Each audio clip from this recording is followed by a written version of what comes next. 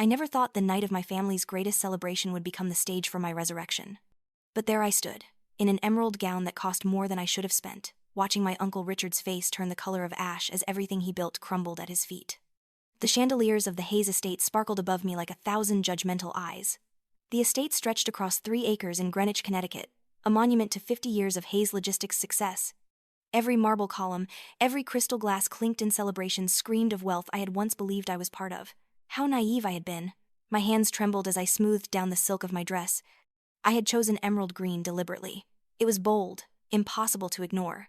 For too many years, I had tried to make myself smaller, quieter, less of an inconvenience to the Hayes family.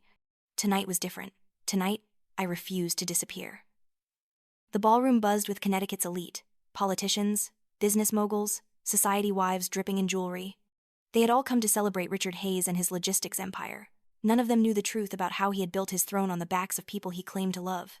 I took a deep breath and stepped through the entrance. Almost immediately, conversations paused. Eyes tracked my movement. I heard the whispers start like wildfire. Let them talk. I had spent years caring about their opinions. Those days were over. I made it perhaps 10 feet into the ballroom before Richard materialized in front of me like a well-dressed barrier.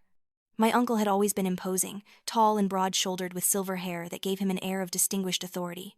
But I had learned to see past the packaging. Well, Richard said, his voice carrying that familiar edge of condescension. Look who decided to grace us with her presence. Nadia, darling. Still trying to be the center of attention, I see? His eyes raked over my dress with barely concealed disgust. That little cocktail number must have cost you what, a month's salary? Trying to prove you're still one of us? I met his gaze steadily. Uncle Richard, I came as a member of this family, though I'm beginning to remember why I questioned that designation. My Aunt Sarah appeared at Richard's elbow, champagne flute in hand, her smile razor-sharp. A family member? Sarah's laugh was like breaking glass. Oh, sweetie, have you forgotten? You were removed from the company last year. Removed, Nadia. We all know you're only here hoping to worm your way back into the will. The words stung because they were designed to. But I had prepared for this. What I hadn't prepared for was the physical assault. Richard's hand shot out and shoved my shoulder hard. I stumbled backward, my heels catching on the marble floor. I hit a waiter's tray, sending crystal plates crashing to the ground. Smoked salmon and caviar scattered across the pristine floor. The sound echoed through the ballroom like a gunshot.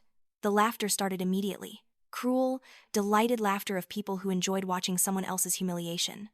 I looked toward my parents at the far end of the ballroom. George and Eleanor Hayes stood silent, eyes averted. Neither moved to help me. Of course they didn't. They never had. I pushed myself to my feet, ignoring the waiter's stammered apologies. My dress was ruined. My dignity felt equally destroyed. But as I stood there, meeting Richard's triumphant gaze, something inside me crystallized into pure, cold fury. I clenched my fists, refusing to let tears fall. This will be the last time you get to laugh at my pain, Uncle Richard. Richard's smirk widened. Is that a threat, little Nadia? Before I could respond, a voice cut through the tension like a blade. It seems I arrived just in time to clean up a mess. Every head swiveled toward the entrance. The crowd parted, and through that opening walked Ethan Thorne. Everyone in business circles knew who he was. At 35, he had built Thorne Industries into a multi-billion-dollar conglomerate that made Hayes Logistics look like a lemonade stand. But photographs had not prepared me for the reality of him. Ethan moved through the crowd with absolute confidence. His black suit was perfectly tailored, his eyes sharp and missing nothing. Those eyes swept across the ballroom and landed on me. He crossed the distance in long strides. His hand found my waist, gentle but possessive, pulling me close. His other hand cupped my cheek. Are you all right, darling? His voice was soft, but I heard the steel underneath. I stared at him, confused and speechless. We had never met. I had no idea why Ethan Thorne was standing in my uncle's ballroom pretending to be my concerned partner. Then he turned to face Richard and Sarah, his expression transforming into something cold and dangerous. I'm not sure who taught you how to treat women, but I think it's time someone gave you a refresher course on respect. Richard recovered quickly, puffing up. Thorne, what the hell are you doing here? This is a private family event. When your family lays hands on my wife, Ethan replied, his voice dropping to a register that made the temperature plummet. It stops being a family matter. It becomes my business. The word wife sent shocked whispers through the crowd. I felt my own confusion spike. Richard's face cycled through shades of red. Your wife? That's absurd. Nadia isn't married to anyone. Ethan's smile was all teeth. Shows how little attention you pay to family. We've been married for 6 months. Small ceremony, very private. We didn't feel the need to invite people who spent years making Nadia feel unwanted. The lie was delivered with such confidence that doubt flickered across Richard's face.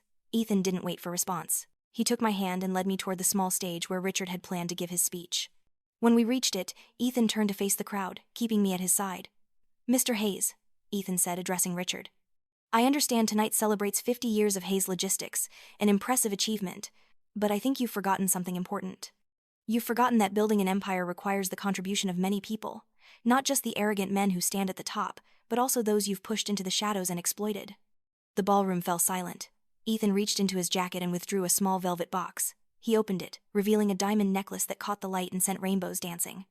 Before I could protest, he fastened it around my throat, his fingers brushing my skin. He cupped my chin, tilting my face toward his voice carrying across the room. "This is for the only woman in this ballroom who deserves to shine. She's not anyone's shadow. She's the brightest star in the room." The whispers exploded. Richard's face turned purple. "Thorne, this is a party, not a circus." Ethan turned slowly. "I think you made it a circus when you put your hands on my wife. Now let me show you what a real performance looks like." He reached into his jacket again, withdrawing a thick envelope with gold trim. He held it up for everyone to see, then stepped toward Richard with deliberate menace. "I believe this is what you've been looking for." Richard's bravado cracked. "What is that?" "A contract. The contract transferring controlling shares of Hayes Logistics. Your debt-ridden company, Richard." The silence was absolute. Ethan's eyes locked onto Richard's. "You mortgaged everything, didn't you? Every asset, every property, every truck in the Hayes Logistics fleet. You put it all up as collateral when the company started hemorrhaging money 3 years ago, and now all of those debts have come due, and I bought them, Richard, every single one." George Hayes made a strangled sound. Sarah's champagne flute shattered on the floor. "From this moment forward," Ethan continued, his voice ringing with finality, "Hayes Logistics belongs to me. Every truck, every warehouse, every employee. Which means, Richard, that as of tomorrow morning, you work for me." I watched my uncle's face drain of color, watched the arrogance melt away, replaced by raw panic. Richard's mouth opened and closed. "No, this can't be real. You're lying." Ethan tossed the envelope onto the nearest table with a heavy thud. "Every signature is legal. Every clause is binding. The transfer is complete, Richard. You are no longer the head of Hayes Logistics." "I am." Something broke open inside me, years of pent-up anger crystallizing into this single moment. I stepped forward, away from Ethan's protection, and faced Richard directly. My uncle looked smaller, diminished. Without his power, he was just a cruel old man facing consequences. "Richard," I said, my voice steady and strong, "you spent years telling me I didn't belong here. That I was worthless, that I was nothing without the Hayes name." I took another step closer. "But tonight, you've proven who really doesn't belong." Richard's face flushed red. "You little bitch, don't you dare lecture me." I cut him off, my voice rising with power I hadn't known I possessed. "Yes, I will lecture you. Because every insult, every cruel word, every time you made me feel small, it ends here. Tonight they're not laughing at me anymore, Richard. They're laughing at you." And incredibly, applause broke out. It started with one person, then another. Within seconds, the entire ballroom was clapping. Not for Richard, but for me. For finally standing up to the bully who had tormented me. George Hayes stumbled forward, snatching the contract with shaking hands. I watched him read, watched his face crumple as he realized it was true. "It's real," he whispered. "God help us. It's all real." My mother appeared, tears streaming. "Nadia, sweetheart, I'm so sorry. Please, you have to understand." I shook my head, stepping back. "No, Mother. You had years to be sorry. You had my entire life to stand up for me, to defend me, to be on my side. But you chose silence. So don't come to me now with apologies. They're too late." Richard seemed to age 10 years in seconds. He looked around the ballroom at all the people who had come to celebrate him and found no sympathy. Without a word, he turned and walked toward the exit. His steps were unsteady, his shoulders slumped. No one tried to stop him. The door closing behind him echoed like a judge's gavel. Ethan turned to me, his hand gentle on my cheek. "You did beautifully," he murmured, pressing a soft kiss to my forehead. "Absolutely beautifully." I looked out at the crowd. The same people who had whispered about me minutes ago now watched with awe, respect, and fear. I was no longer the family embarrassment. I was the woman who had orchestrated Richard Hayes' downfall. But this story didn't begin tonight. To understand how I ended up here, you need to know about the years of suffering that led to this moment. I grew up believing I was lucky. The Hayes family had wealth, status, connections. From the outside, my childhood looked privileged. Private schools, summer homes, riding lessons. I had everything except the one thing that mattered most. Parents who saw me as a daughter rather than an asset. Richard was ruthless in his ambition. My father George was simply weak. content to be second in command.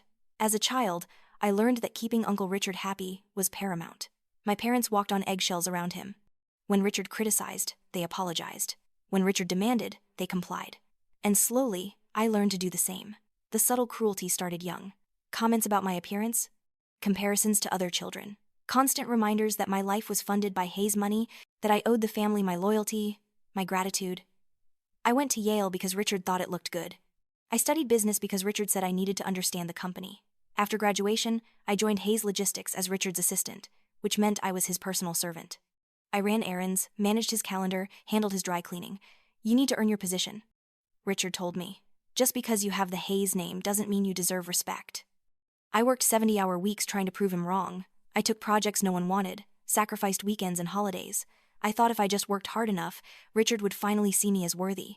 My parents offered no support. When I complained, my mother said I was being dramatic. My father changed the subject.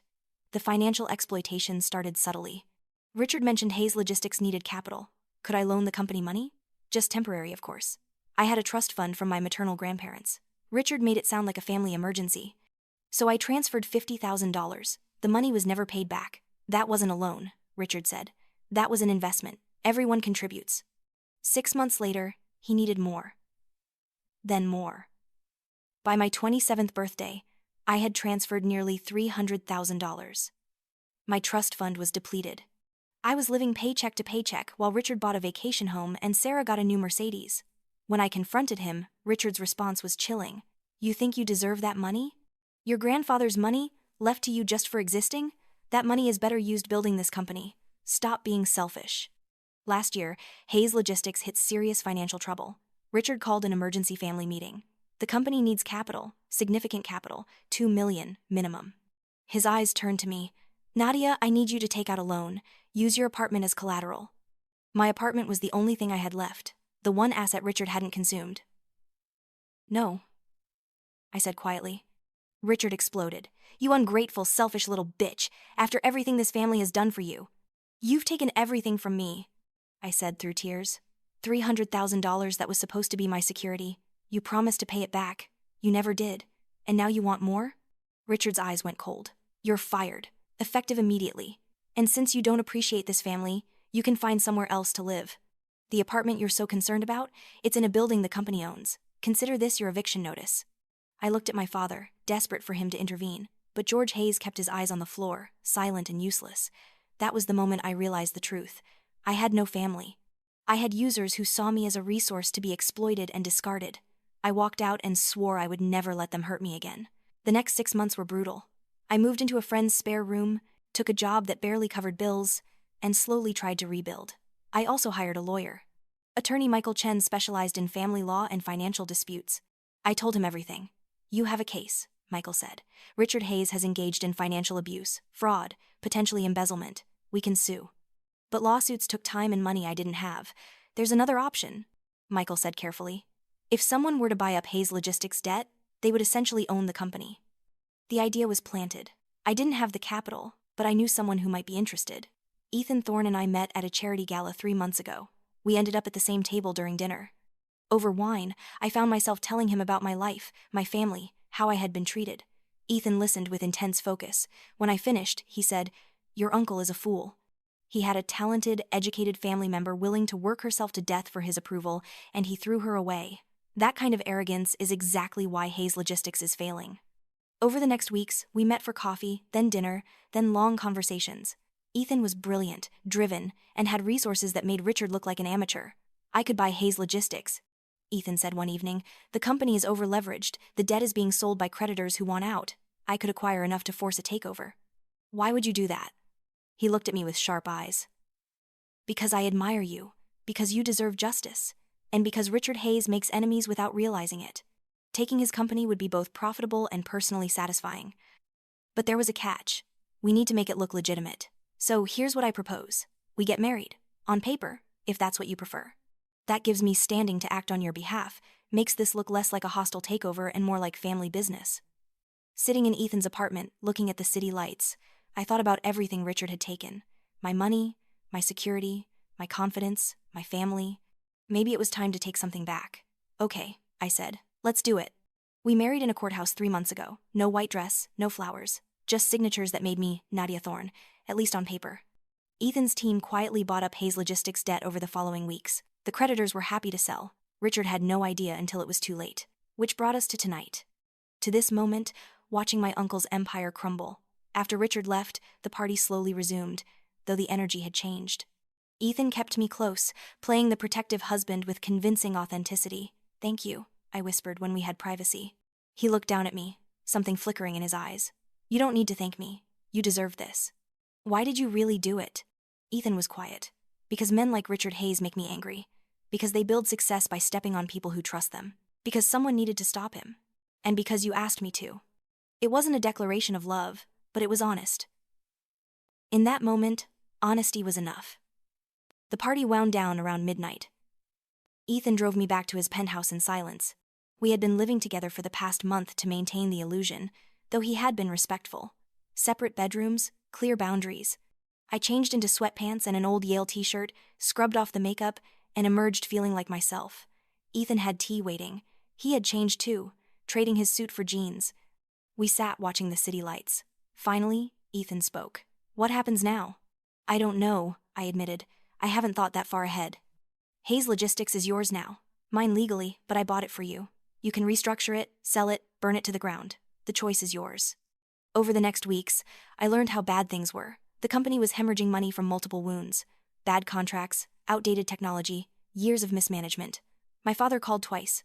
Both times, I let it go to voicemail. He never apologized, just talked about family and misunderstandings.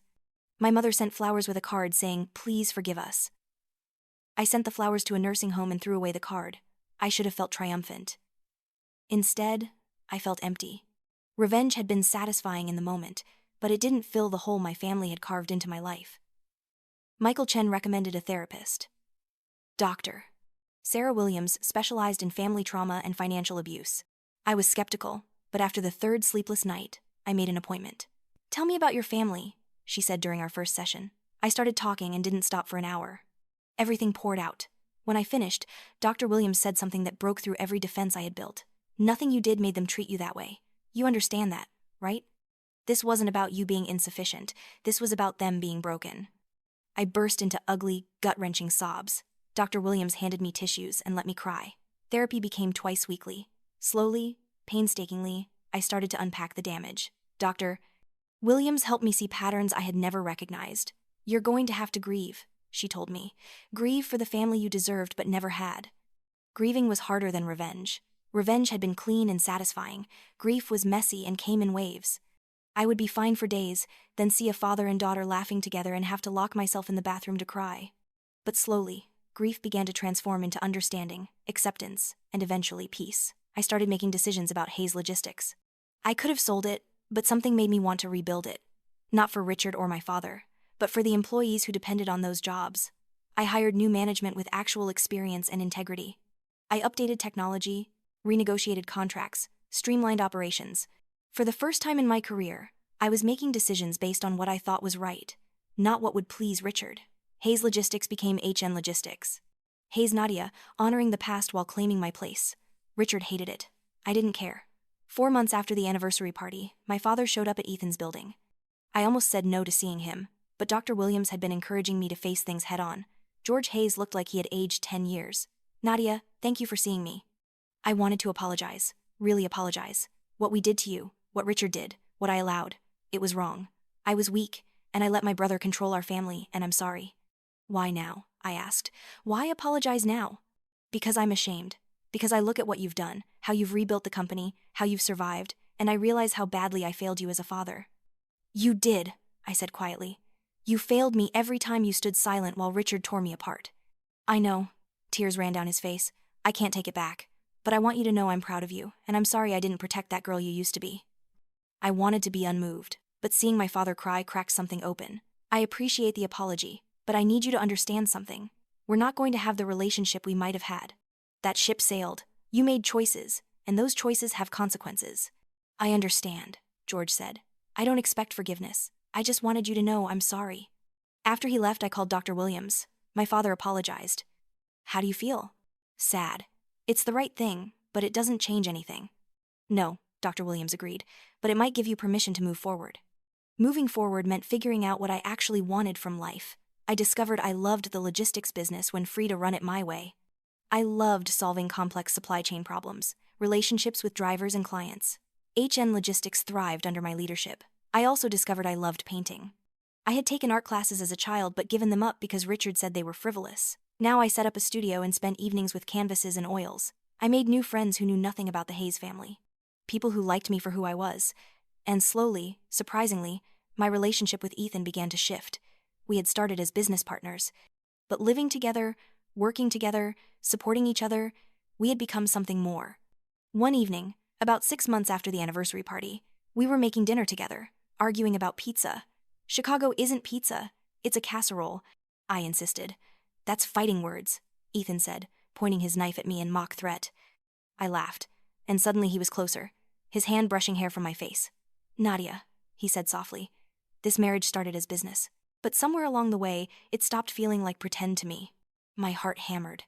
What are you saying? I'm saying I've fallen for you. Not the idea of you, not the revenge plot, but you. The woman who paints at midnight, who rebuilt a company from ruins.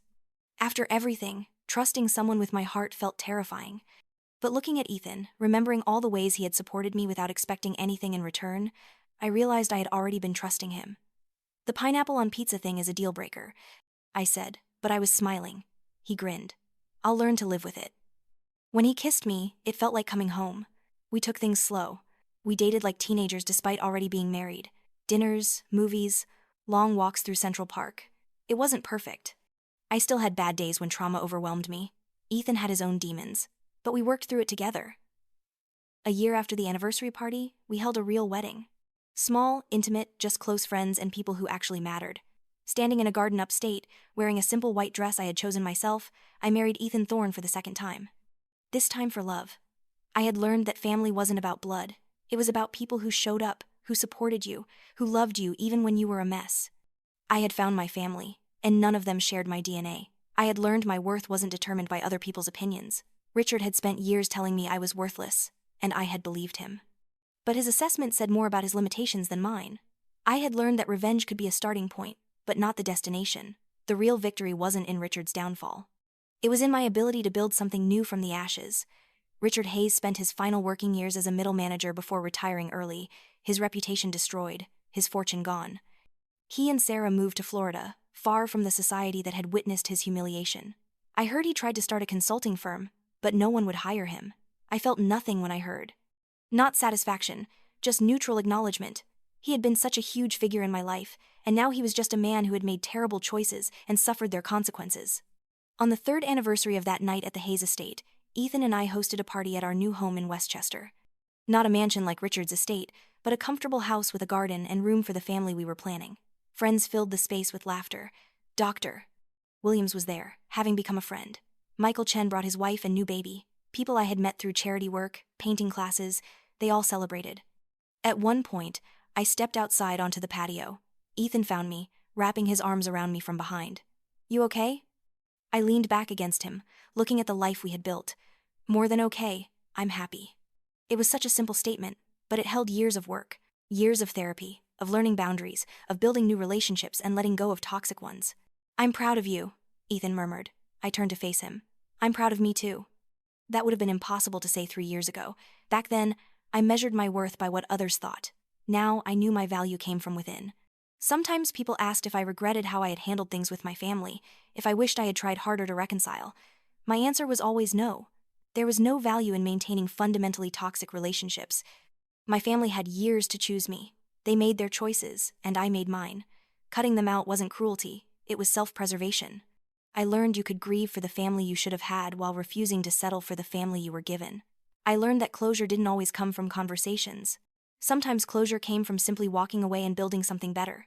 I learned that the best revenge wasn't public humiliation, though that had been satisfying. The best revenge was living well. It was building a life so full and meaningful that the people who hurt you became irrelevant. It was finding happiness they couldn't touch, success they couldn't diminish, love they couldn't poison. Richard Hayes took a lot from me. My money, my confidence, years of my life. But he couldn't take my resilience. He couldn't take my ability to learn and grow and become stronger. He couldn't take my future, because that belonged only to me. Standing on my patio, surrounded by people who genuinely cared, married to a man who saw my worth, I realized I had won. Not because Richard had lost, but because I had found myself. That night at the anniversary party had been a beginning, not an ending. It was the night I stopped being the person my family tried to shape me into and started becoming the person I was meant to be, and that person was pretty remarkable. I looked up at Ethan and smiled. "Ready to go back in?" "Always," he said, taking my hand. We walked back into the party together, into the warmth and light and laughter, into the future I had built from the ruins of my past, into a life that was finally, completely, mine. Richard Hayes had meant to destroy me that night. He had wanted to humiliate me, to remind me I would never be good enough. Instead, he had given me the push I needed to finally break free. His cruelty had been the catalyst for my transformation. His rejection had forced me to find my own worth. His betrayal had taught me who I could trust. I wasn't the victim anymore. I wasn't the girl desperately seeking approval from people who would never give it.